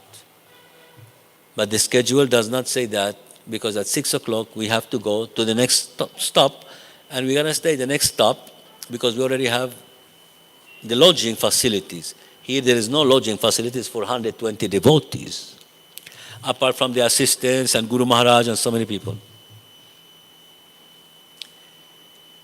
The Lord manifested special love in the heart of His Divine Grace, Srila Nayananda Das Babaji, towards me. I became unforgettable for him because he used to send me messages with everyone, up to some extent that the exalted Vaishnava Janivas Prabhu 2 times told me, hey, this Babaji has something special with you. Whenever I go to see him, he always asks me about you. He gave me an order which I never fulfilled. I'm a stupid because Guru Maharaj also gave me one order. In the altar of Nishingadev, I didn't fulfill. And he gave me an order, you must learn Bengali and speak as nicely and beautiful as your Guru Maharaj. I never learned Bengali. Because I'm not in it, now I have no capacity to memorize and learn. I cannot learn any sloka. You teach me a sloka, I will understand perfectly. I can write an encyclopedia, but I cannot, now my brain is not retaining new languages. I pay $260, $66 per month to learn French.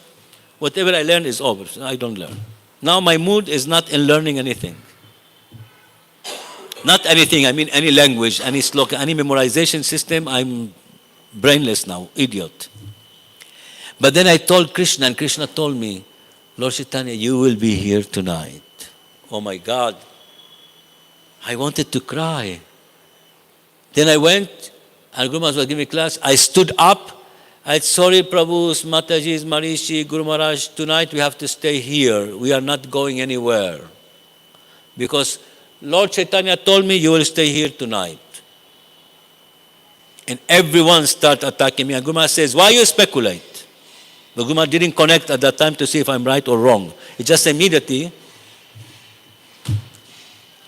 I said, it's okay, it's okay. 6 p.m., everyone was getting ready, and everyone was going to board the buses and the rickshaws and everything. Ladies and gentlemen, in front of Gaur Nitai I'm talking. My Supreme Lord Gaur Nitai, he wanted me to stay there. My Supreme Lord told me you will stay there. And I was not lying. And he was not cheating me. And Lord Chaitanya created a heavy storm in minutes. And it started raining. The devotees were in the bus, and I rejected to go to the bus because my Lord told me, you stay here. And it was so heavy the rain that they could not bear even staying in the bus. And then Guru Maharaj said, there is no other option, is that we stay here. And all of us, all came back. And I told them, Lord Chaitanya told me, you stay here. I'm connected to Lord Chaitanya. Is when I talk to Lord Madhava, I talk to Lord Madhava. Lord Madhava sends me replies. I talk to Nishingadev sends me replies. He does it through devotees, he does it in different ways, but he always replies me. Guru Maharaj blessed me to have this rasa.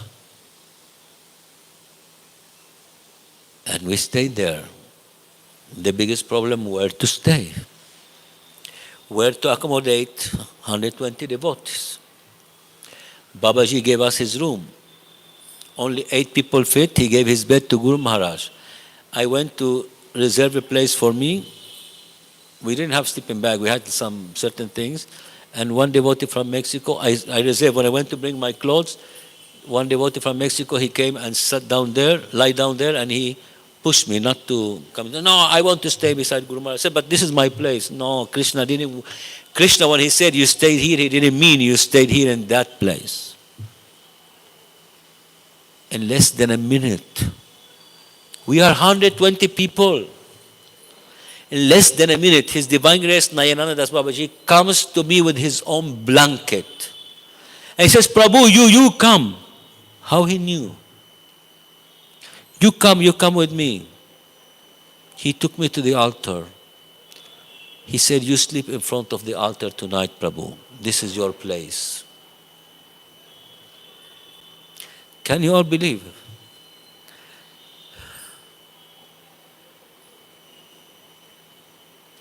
He says, this is your place. Who told him it's my place? Who said I wanted to stay here? And I slept there. And they started Mangalarti and they didn't wake me up. And then with the carters, I woke up. And I went immediately, I took bath. And I came back. And that day, I never ever could forget that day in my entire life. That Lord Chaitanya, the real Lord Chaitanya, he who installed himself, not a deity that someone in South India or in Pandey and in Jaipur did it. No. The same family members of Garahar Pandit. And Lord Chaitanya entered, he told me, you stay here tonight. And from that day, I understood so many things. That's why Guru Maharaj said, he is not an ordinary person. He told Tamakrisha Maharaj, he told some people here and there. So he allowed me, Guru Maharaj's mercy is to be connected with Krishna. So I stand up sometimes, I talk, I protest, I joke with them. I make mistakes. I make a mistake, I say, please forgive me. Now I'm weak, I have to make this mistake. Something I go, I have problems with devotees in Mayapur. I used to go and talk to Madhava. One time I spoke to Lord Madhava, and Janivas Prabhu was in the altar doing some service. And suddenly Janivas Prabhu comes he doesn't go from the back, he comes from the altar itself to the platform, and then he comes the small stairs and he comes to me. And he says, Prabhu, who told him? I did not ask him, I was talking to Lord Madhava. He came and he gave me the reply that Lord Madhava wanted me to know. It happens like that. It happens like that. So this is something super beautiful, super special that your Guru Srila Prabhupada bless you to have. You can't describe, I cannot describe why. Till when, I also don't know when. So it works like that.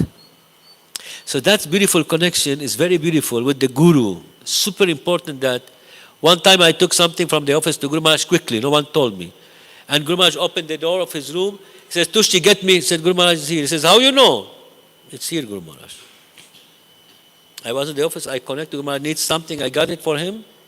He says, how you know?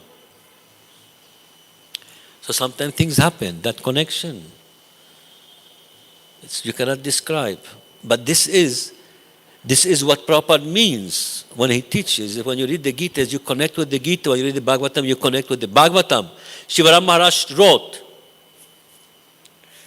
And do you understand the platform of Guru Maharaj? But Shivaram Maharaj wrote in one of his Vyasapuja offering to Srila Prabhupada that one lady came to the temple, I don't know, in Hungary, in Holland, I don't know where. And where?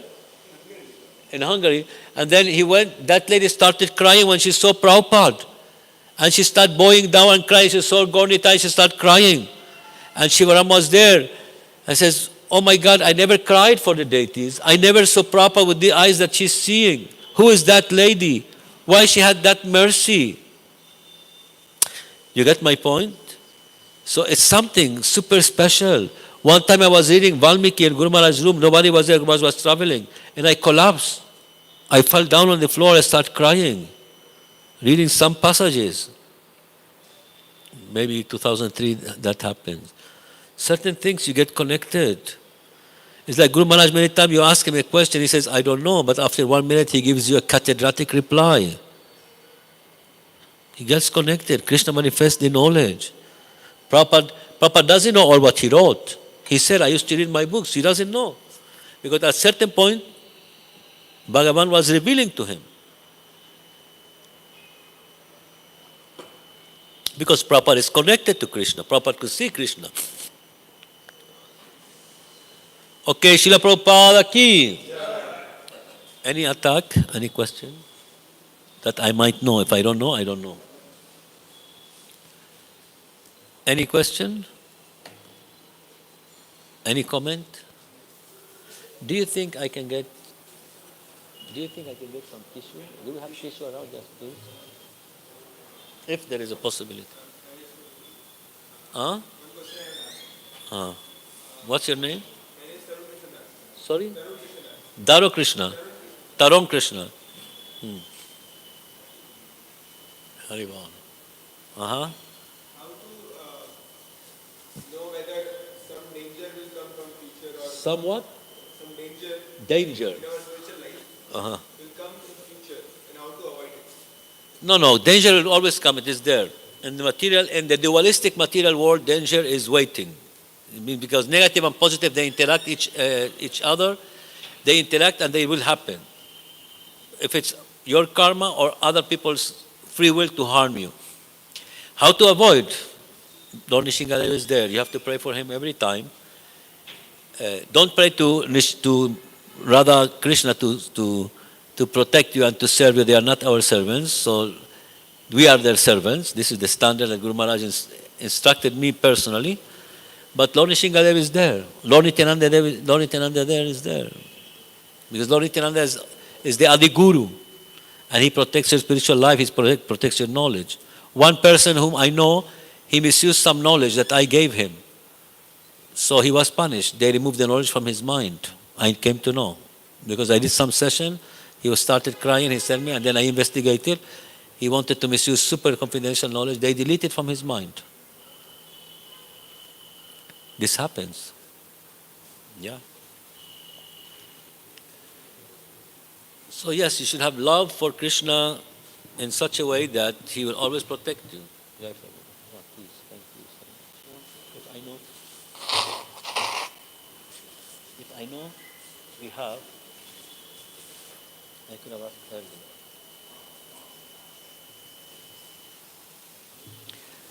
So, what for? Krishna has different expansions and different incarnations. For example, Guru Maharaj says, why devotees don't pray to Varahadev and they should give money to wherever Varahadev is worshipped. This he told me that I should say that, I should promote that in Siliguri, because in Siliguri we have the Dasavatar outside, so there is a temple of Lord Varaha. And he says we have to do something special and always do something special to Lord Varahadev. And also in his appearance, his leelas, We should do something before any construction, any temple, and he will make things to be manifested. So many things sometimes happen. One devotee was granted only 1.5 acre of land, but Guru Maharaj gave him a blessing and he told him to do, and then they ended up giving him 3-4 acres of land. Prabhupada is amazing. How many people end up gifting? Now, I sent a movie, a video to Guru Maharaj that the devotees got in Hyderabad, a new land, one devotee was gifting to make a temple. And another person in Mayapur, I approached him, please tell Guru Maharaj, I want his blessing because someone wants to gift me a piece of land. You see, when you do, people will gift you. They know it's not yours. Anyway, you and Bill Gates and Elon Musk and Ambani and Tata, all of you are going to take the same thing when you die. You are going to take nothing. I'm going to take much more than what Bill Gates and Elon Musk and Zuckerberg together combined and Donald Trump together, I'm going to take much more. Because I have more spiritual activities than them. They have only material activities. They will take nothing. Alexander the Great asked, I think it was Alexander or any of the great emperors, says, you from the coffin, you put my hand outside, empty, that I came with empty hands to this world and I'm going with empty hands from this world. You take nothing. So much ego to take nothing. Look at the owner of the super high building that collapsed now a few days back in Thailand. Such a beautiful structure. In 15 seconds, boom. You see the crane, the man jumping from the crane, it was destroyed. How much ego and pride that guy had. That I'm multi-billionaire and see himself superior to others because he'd come up with a skyscraper. And Mother Earth in 16 seconds told him, oh, skyscraper, which skyscraper? No, because I just had a small vibration. And the guy who sees himself better than others because he's sitting in first class in the aircraft. And the first people who die if an aircraft crashes are those people sitting in front. The last people who die who are sitting on the tail and the end, or where the wings are, because they have more iron, more capacity for so many reasons. And do you think that because he dies happier? Oh, I die, but because I die more comfortably. Who says? Just because a journey of 4 hours you are more comfortable doesn't mean you are superior to the guy who's not fakely paid, but you pay like 10 times more for something which you are taking double space, but you pay 10 times more. The first class ticket. But actually it's a double space only. So here it comes. This is all fake ego things that Maya has the work to cheat us with. This is a work that she's doing. She's serving Krishna in this way. No, because my tiara or my crown is more expensive than your crown. So what? So even Osho, when he started preaching, says, the watch which is $1 gives you the same time that the watch of $1 million. The time is going to be the same. Yes or yes? It's good that you have a clean, comfortable car, but the car which is $50,000, which is a very good car, is going to do the same thing with you with a $300,000 car. But your ego, your desires tells you, should be with gold, should be bigger, should be this model, should be new. But at the end, what he's doing is transporting you. The comfort is there. Actually, the most comfortable cars are not the high-speed cars. Are Rolls-Royce, Mercedes-Benz, whatever it is, limousine, whatever it is. But they are not as expensive at the super high speed like Bugatti, for an instance. And what Bugatti does that Ferrari doesn't do, for example. It's all the same, just that we pay for the pride, Hermes, a bag of Hermes, $100,000. I like the wife of one of the richest men in America. She says, I'm not an idiot to buy $8,000 bag, to use it one time and keep it in the closet. It's a waste of money. So she said, I don't go for this system. Srila Prabhupada ki. Srimad Bhagvatam ki. Gora Premanande Hari Hari Hari Bol. Sorry? But it was during the class.